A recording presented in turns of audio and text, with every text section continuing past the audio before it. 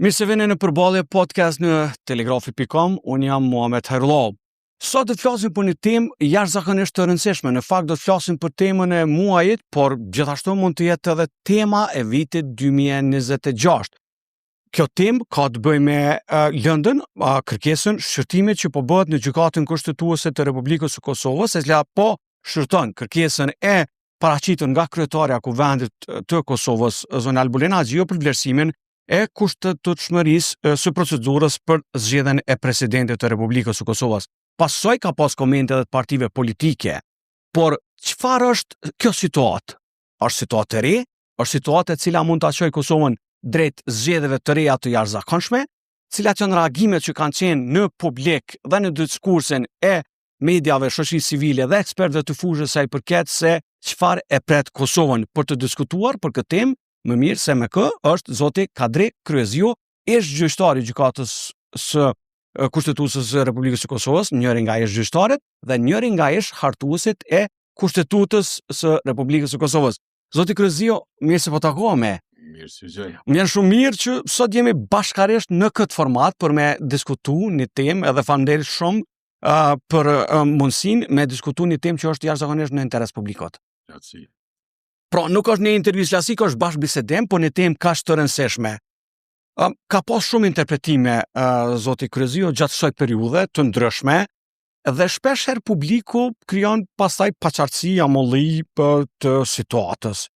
Kjo se çfarë kemi tash në risi është që të gjithë jemi në pritje të Gjykatës Kushtetuese dhe këto është e drejtë dhe partitë politike kanë filluar me mos mu deklaru derisa nuk ka madje as takime politike të cilat u paralajmëruan. Çka pret zoti Kryeziu nga vendimi i Gjykatës Kushtetuese? Shiko, interpretimi i rasteve është i lejushme në shtetin demokratik. Pa marrë parasysh kush dëshiron dhe mendon që bën një interpretim ka të drejtë, dhe interpretimi nënkupton sharrim. Norma kushtetuese ka herë është e mjegullt, por ato duhet me sqaru. Kompetent për sqarimin e normës kushtetuese janë juristat. Dhe sqarimi ose interpretimi i normës bëhet me një kod. Ai kod quhet kodi i domethënies, që nënkupton jo çka po thot, po çka ka dashur me thonë autori. Nëse nënkupton normën, atëherë sqaron. Nëse nuk e nënkupton, atëherë nuk e sqaron. A kupton dhe norma ka herë din me qenë e qartë, ka herë din me pas një kuptim, 2 kuptime, 3 kuptime, 4 kuptime. Nëse ka nevojë publiku për 4 kuptime, ja një kuptim. Nëse ka vetëm një kuptim dhe nevoja e publikut është me dhënë 2 kuptime, ne jemi kompetent për me dhënë 2 kuptime. Tash, kush për interpreton? Për interpretojnë politikologët, gazetarët, Opinionistë të ndryshëm, të cilën ka të drejtë. Këto interpretime quhen interpretime të lira. Interpretimet e lira ka të drejtë çdo kush t'i bëjë. Interpretimet doktrinare kemi në detyrë. Juristët. Interpretimin I gjyqtarët. Po, gjyqtarët. Interpretimin kryesor ose bazik ose vendimars e bën Gjykata Kushtetuese. Ne mund vetëm me dhënë mendimin, orientime, rekomandime, e kështu me radhë për ndryshe vendimin shtetëror ose interpretimin shtetëror e bën Gjykata Kushtetuese. Tash une kam dhënë një mendim të cilën e bazoj në fakte, sepse dekreti i president ka qenë bazuar në kushtetues. Me kushtetutë presidentja është autoritet e cila ka për detyrë kushtetuese shpërndarjen e parlamentit dhe e vetmi autoritet i cila ka për detyrë shpalljen e zgjedhjeve, qofshin ato nivel kombëtar, qofshin nivel komunal. S'ka asnjë autoritet tjetër. Dhe presidenti, sipas mendimit tim, e ka bërë këta për shkak se jo që ka pas të drejtë, por ka pas detyrë. Nëse jo, në prime tjera, sipas mendimit tim, kanë qenë veprime jo në harmoni me kushtetutën. Se kushtetuta nuk shkelet. Kushtetuta shkelet vetëm në raste specifike. Edhe ato shkelje quhen shkelje serioze. Kushtetutën nuk mund ta shkel çdo kush. Individi, kushtetutën mund ta shkel, ka mundësi me shkel presidenti, kryeministri dhe ministri i punëve të jashtme. Edhe kjo shkelje serioze quhet ku ka të bëj me çështjen e integritetit territorial. Po supozojmë, presidenti ja bën një marrëveshje, të cila ajo marrëveshje është iniciale, ju e dini, domethënë në shkruan emrin, për m'ia dhënë një pjesë Shqipërisë a dikujt tjetër. Atëherë bëhet shkelje serioze kushtetuese. To veprime që kanë ndodhur, to janë shkelje procedurës të kushtetutës, në të cilën këto nuk janë shkelje kushtetuese, po janë veprime në disharmoni me kushtetutën. E qartë. Dhe qëllimisht ju lash me shpjegu për publikun se kemi nevojë, sidomos në këtë kohë, me marrë ekspertiza të juristëve, e gjyqtarëve për me shpjegu proceduralisht edhe të gjitha këto. Dhe po du me potencu edhe pasaj me dalë të pyetja e jam edhe diskutimi i radhës. Pra, thot, dekreti presidentës është i bazuar në kushtetutë, e ka pas për detyrë se qëllimisht i shënova si elementet të rëndësishme. Po, e ka pas pra detyrë, thot, dhe këto janë veprime dhe janë procedurale. Po, edhe në harmoni me kushtetutën. Dhe në harmoni me kushtetutën, po, e bazuar sipas kushtetutës, e tash. Nuk mundet me qenë dekreti antikushtetues, sepse bazën themelore në dekret e ka kushtetutën, e ka nenën. E ka nenën 82, e ka nenën 86, pastaj i ka nenën tjera se është edhe ligji për presidentin, të gjitha këto akte normative presidentja i ka konsumuar. E qartë. Kjo është e qartë deri këto. Tash. Pas kësaj kemi pastaj lëvizjave të vendosje, po dalim pak te aspekti politik, që e ka quajt një të ngotshëm antikushtetues, edhe ka quajt kërkesat e saj dhe komentet e saj, po edhe parti tjera, edhe presidentja ka quajt komente në kushtetuese. Dhe nëse sipas josh i bie që veprimi ka qenë i drejtë dhe duke u thënë në kushtetutë, zgjidhja janë zgjedhjet, apo bën çështë prof. Veç paraprakisht tani e bisedojmë ta. Shikoni, procedurat me ligjin e procedurës, me rregullorin, me ligjin ligjin gjykatës kushtetuese. E qartë. Edhe në rregullorin e gjykatës kushtetuese, procedurat janë të qarta. Nëse një palë bën kërkesë, atëherë gjykata ka për detyrë ankesë, kjo quhet ankesë kushtetuese. Ne e quajmë në kërkesë, ajo është ankesë me të drejtë. Ankesë kushtetuese. Nëse pala interesuar pastaj, gjykata ka për detyrë me e pyet. Edhe palën që ka bërë kërkesën, domethënë që ka bërë ankesën, edhe me e pyet presidentin, çka ka menduar me këtë? A ke bën në bazë kushtetuese apo jo? Edhe palët interesuar, kryeministri e tjera. Pa i pyet të gjithë, edhe të gjithë deputet. Është me pyet gjithë deputet ose grupet parlamentare, shefat e grupeve, po, edhe me marrë mendimin. Tani procedura për tregoj si shkojnë mos rast specifik me ty. Procedurat tani bëhet edhe këshillimet, bëhen me Komisionin e Venecias, ne jemi anëtar të komisionit. Tani bëhet edhe me miqtë e kushtetutës, e gjykatës. I kemi edhe miqtë e gjykatës. Ka edhe miqtë e gjykatës. Po, janë amerikanë. Edhe pastaj mirën në fund një vendim. Okej. Dhe vendimi, sipas josh? Sipas vendimit tem që mendimi nuk është absolut. Në demokraci jemi, po edhe gjykatë kushtetuese mund të kenë mendime të ndryshme. Absolutisht po. Edhe sipas mendimit tem, unë e konstatoj se duhet me shku në zgjedhje të jashtëzakonshme. Arsyeja është pse. Ne në 86, pika 6, thotë se nëse në raundin e tretë nuk zgjedhet presidenti, cili duhet të ketë minimum ligjatën e vota, parlamenti shpërndahet. Pika në 86 pika 6 është. Këtë kontest, këtë problem, këtë çështje e rregullon vetëm në 86 me paragrafe. Paragrafi 1, paragrafi 2, paragrafi 3, paragrafi 4 dhe paragrafi 5 dhe 6. Rastet tjera, gjatë ditëshi që përmend, atë në për rastet veçanta, nuk janë për këtë rast, se nuk mund me pas kushtetuta 2 afate. E ka një afat. Afati gjatë ditor është kur në momentin për shembull nominohet kryeministri dhe për atij momenti gjatë ditë nuk zgjedhet qeveria, shkojmë zgjedhje. S'ka më diskutim. Është normë strikte, domethënë prekluzive ne e quajmë. Ka më nuk është normë udhëzuese ose rekomanduese. Mirë.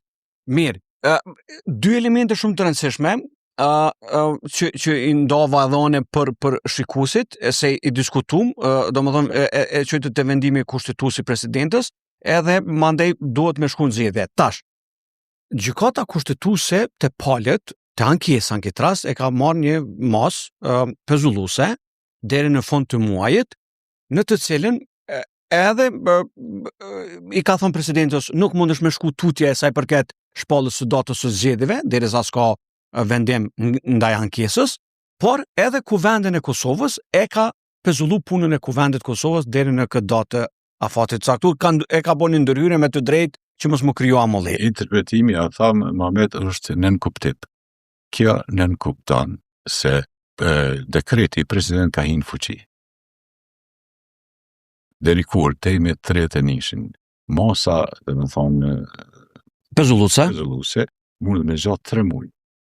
Ta mund me vazhdu me. A mundet me vazhdu? Mund të 3 muaj. Domethënë mundet me vazhdu me shku presidenti Osmani me marr. Mundet me vazhdu gjykata. Masën. Jo, e kam të qartë, po zonja Osmani s'ka dhënë mandatin me 4 prill. Po, tash edhe kjo është e rrëlluar. Domethënë kjo mundet me vazhdu. Pse është masa pezulluese ose përkohshme? Për atë arsye për përgatitje. Se është akt final. Gjykata, domethënë, ne nuk jemi Këshillin e Evropës që me apelu vendimin e gjykatës kushtetuese në Strasburg. E qartë. Dhe është finale. Për këtë arsye duhet me pas shumë kujdes. Edhe vendimet e gjykatës janë vellimore, ju keni pa. Se në vendimet e gjykatës ka krejt të drejta që janë. Ka drejt kushtetuese, drejt administrative, drejt penale, ka drejt pune, ka të gjithaj fokusi, opusi, i se drejtës është në vendimin e gjykatës kushtetuese. Për këshërinë tënde edhe e opinionit në Shtetet Bashkuara të Amerikës, studentët e juridikut i studiojnë vetëm vendimet e gjykatës Supreme Court. Se vendimet janë shumë vellimore. Se ka gjitha landi ka. Ata i marrin, vendimet e tyre i marrin si shkencë. Veç që kjo ke për mua e re provë nëse mujnë pak me elaboru. Pak jo, po mirë të elaborom, të masa. Si tha, masa pezulluese mund të zgjatet. A mund të zgjatet, se nuk e kom dëgju deri tash, dikë që, ose të pakton une më ka ik, që thot dikë që masa pas 31 marsit mund të shtyhet. Sepse gjykata kërkon kohë. Nuk përgatiten, e qartë. Po maksimumi, sa mund më shku 3 muaj. Prej marrjes së kërkesës ose ankesë. Kur e ka marrë kërkesën e parë zyrtare. Kërkesën e parë zyrtare, nëse nuk mundën me pru një vendim meritor, atëherë shkon deri në 3 muaj. Por dekreti ka hinë fuqi. Që i bjen. Kuvendi nuk do të vazhdoj me punu. Deputeti nuk ka të drejtë, ose deputetët nuk kanë të drejtë me shku në kuvend. E rrugat këta i marren. Rrugat, po. Okej. Presidentës i s'ka dhënë mandati me 4 prill. Presidentja nuk ka drejt me thirr forcat politike. Po, u kry. Nëse vëzhënën kupton se dekreti ka hinë fuqi. E qartë. Po çka ndodh pas 4 prillit nëse vazhdohet masa?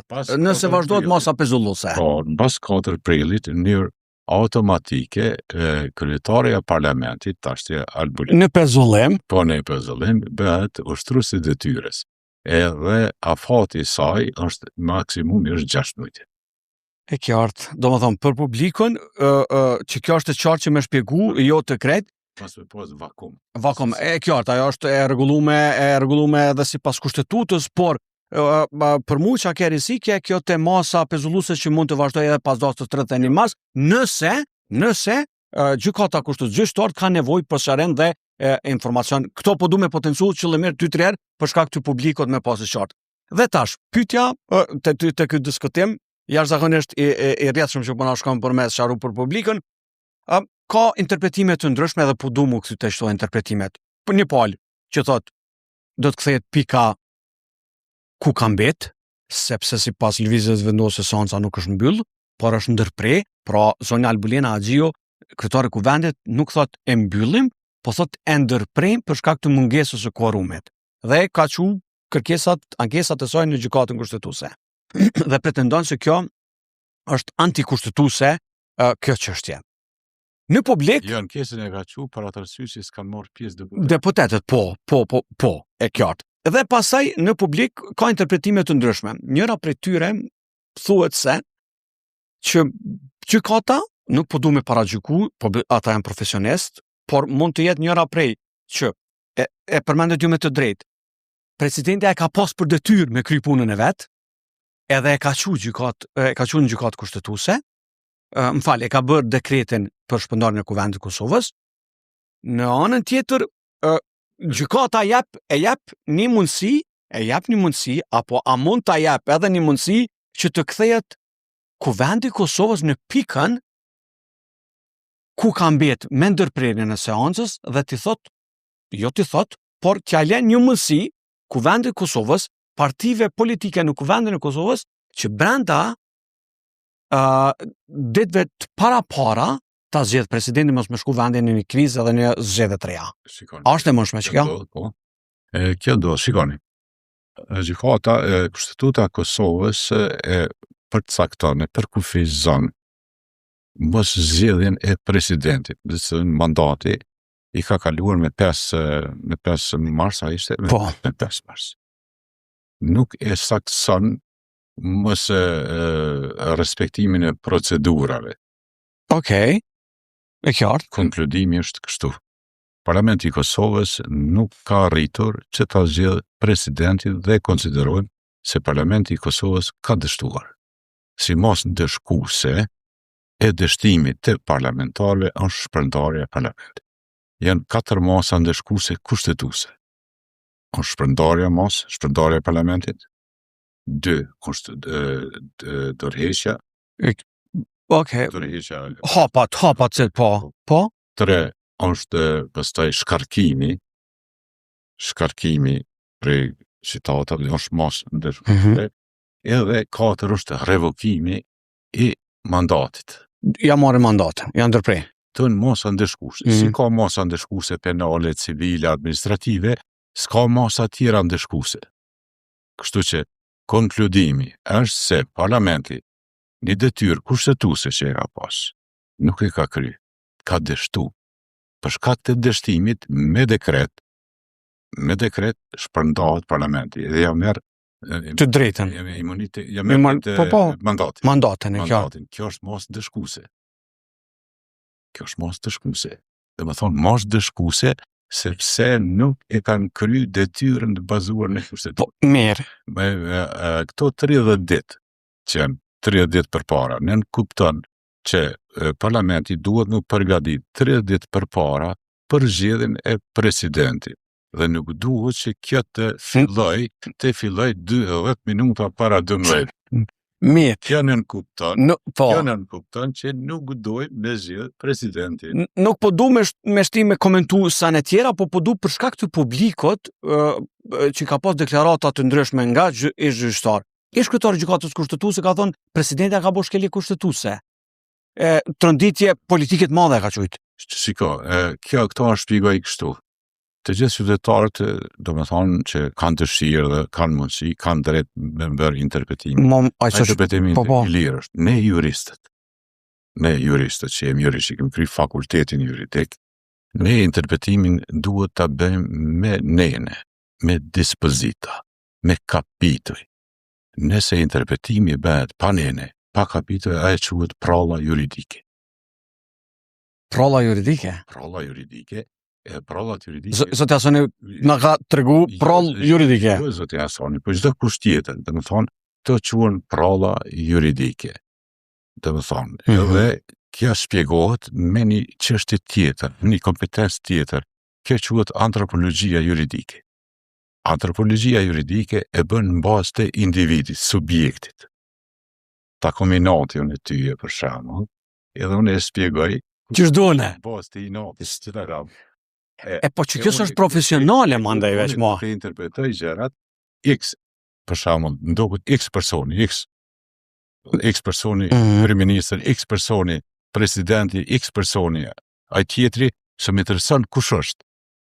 Edhe ky është rrezon shpjegimet që i bëjnë kanë rrezon shteti.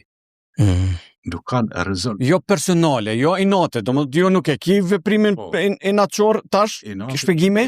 Jo, absolutisht. Domethënë rrezon shteti.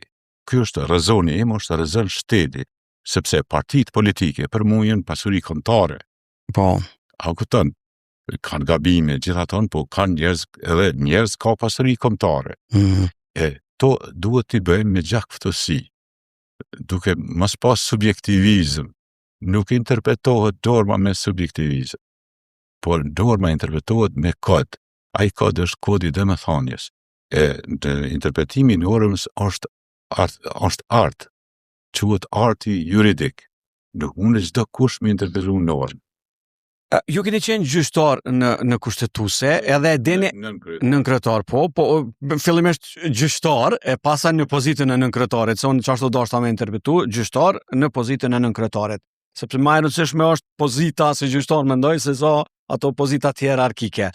Tash, shpeshherë gjykata dhe gjyqtarët në kushtetuese kur që pëlqejnë partive politike këto vendimet, pastaj gjithmonë njëra palë është e paknaqër edhe kritikon. Kemi parë ditëve të fundit disa ankesa sa i përket vizitave të shpeshta në gjykat nga ambasador të nderuar të respektuar. Ky presioni i madh tash publik, po duhet atë përjetimin e mrenshëm. A është vështirë për 7 gjyqtarë janë sot në gjykatën kushtetuese. Është presioni shumë i madh kështu publik, po të themi, sepse ne të gjithë po presim vendimin e gjykatës kushtetuese, edhe a mund të ketë presion atje? Qofshin edhe ato këshilla miqësore. Gjykata kushtetuese është një organ të ne quhet, domethënë, është gjykatë speciale. Gjykata ushtarake, gjykata kushtetuese janë gjykata speciale. Është një organ i koncentruar, i cili ka vetëm një detyrë, interpretimin e kushtetutës. Ka dhe detyra tjera, por kërkesat ose ankesat që bën gjykatë kushtetuese mbi 96% janë individuale. Këto të karakterit publik që quhen KO janë kërkesa organizative që bëhen publike e bëhen të mëdha. Të gjithë detyrat që i ka gjykata kushtetuese ka mbrojtjen e të drejta dhe lirive të garantuara me kushtut në raport me autoritetet e shtetit. Këto vonë, përndryshe, në aspektin tjetër, gjykata kushtetuese është politike, nuk është partijake, sepse kush i zgjedh një organ politik, kush është ai, parlamenti. A kuptoni? Edhe këtu duhet me pas shumë kujdes, në thonë se nuk duhet gjyqtarët e gjykatës kushtetuese me kriju norma të cilat krijojnë efektet pa parashikueshme për vendin. Së tek fundit më shumë se kushtetuta. Bile ka herë, nëse vjen situata duhet me shkel kushtetutën, mas me shkel Kosovën. E kom cek disa herë këtë. Se kushtetuta është më vogël se Kosova. Edhe këtu duhet me pas kujdes. Çka na mungon neve? Neve na mungon se nuk jem harmoni. Në shtetet demokratike është element bazik është kompromisi. Në Amerikë thënë compromise. Do në zamër se kemi po në Kosovë viteve të fundit kompromisin politik, zero. I natin. Edhe për qajën e kem profesion në Shqiptar. Kjo duhet me te kalu. Kjo është e popeve. Te kaluar, te kalume kjo duhet me konë, absolutisht. Kalume. Kjo te kaluat me një kulturë politike. Aukton, se ka pushtet për shembull ekzekutive, ka pushtet gjyqësore, ka pushtet presidentës, ka një pushtet neutrale, po tani ka edhe pushtet shkencor. Disa njerëz mendojnë që pushtetin shkencor kryesore, po. Prof, çdo gjë duhet me qenë pluralizëm. Ka pluralizëm politik. Po, normal, po, ekonomik, pluralizëm shoqëror, social, pluralizëm ushtarak, pluralizëm policor. Medial. Absolutisht. Se kjo është dialektika. Po. Kështu që po mendon dikur që ka pushtetin absolut shkencor. Po. Pushteti shkencor është këtë thomune. Po. Jo, shkon qashtu, a? Nuk shkon qashtu. Po na ka shku koha shumë shpejt, jashtëzakonisht interesant diskutimi, 2-3 çështje të shkurtra nga one edhe po mundohem nashta edhe përgjigjet për publikun. Nëse personalisht a pritni që vendimi të del para datës 31 mars? Unë besoj që po. Do më thonë do ta kemi para datës, nuk do të pritet.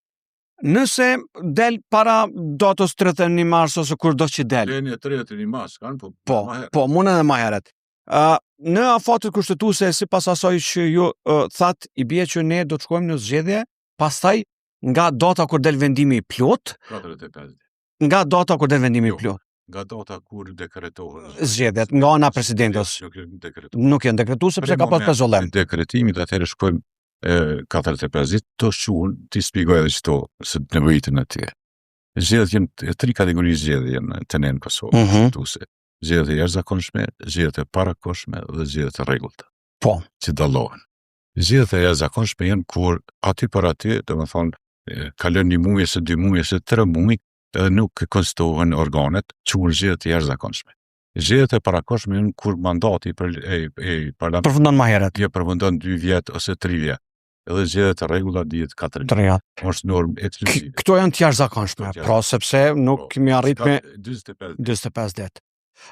E qartë, dhe për fund të pyetja e fundit, kjo bie që nëse shkojmë zgjedhje prap po hupim u tha nga shumë kush, edhe nga zyrtar Bashkimit Evropian, edhe nga raportuesi i Parlamentit Evropian për Kosovën, Rio Torres, nëse s'gaboj, që viti 2025 është e vesh humbur politik. Dhe nëse shkojmë në zgjedhje, zoti Kryezio, tash po du pak në këtë aspektin politik, pyetja e fundit, nëse shkojmë në zgjedhje prap, bjen që Kosova e ka luksen për shkak të inatave personale, për shkak të papërgjegjësisë politike të liderëve të partive politike, kush më shumë e kush më pak, ato do ta thot pasaj votuesi në zgjedhjet e reja, po shojmë zgjedhjen në 2 vite blokad institucionale për shkak të asaj që e përmende ti jo kompromiset. Ç'është problem?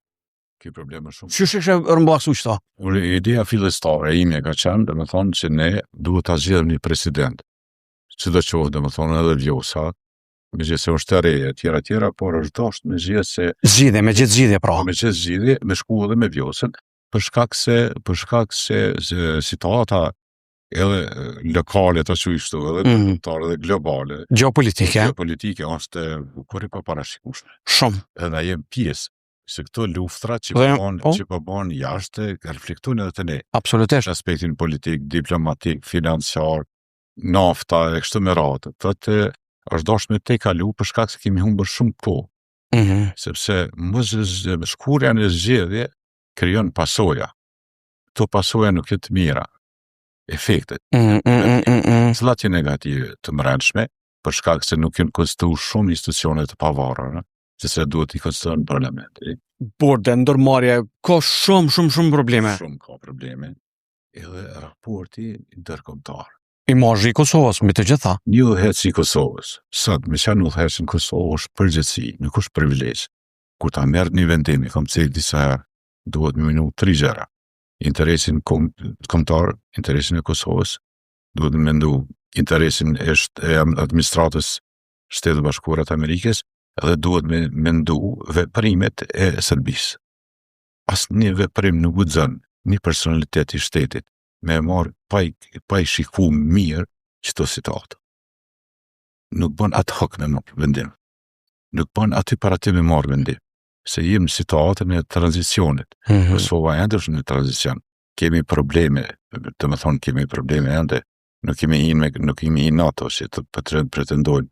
Nuk jemi Këshilli të Evropës. Nuk mund statusin kandidat BE-s. Pastaj nuk e kemi statusin kandidat. Pastaj e kemi demarkacionin me Serbi, e cila ka 410 kilometra, e cila duhet me kalu në parlament. Duhet me marrë 2/3 parlament tonë dhe parlament Serbisë.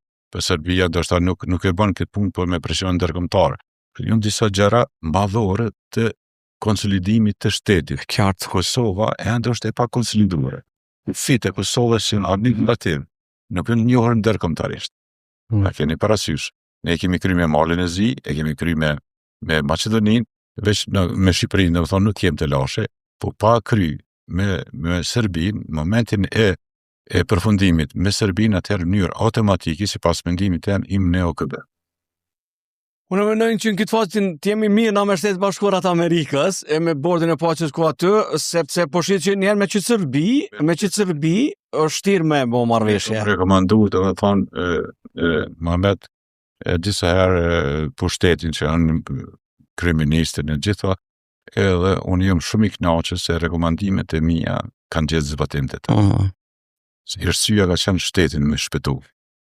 Edhe a di që kemi pas atë probleme me kandidatin serb e tjera, edhe kemi ardhur përfundim tash kushtetues është që zgjedhën nën kryetari, po. Edhe mos me zgjedhën nën kryetari serb, mund të vazhdoj punën e kryesia parlamentit. Absolutisht. Është një sukses i jashtëzakonshëm. Me sa që kam qenë agresiv ka herë. Në deklara. Profesor, ja, shumë mirë.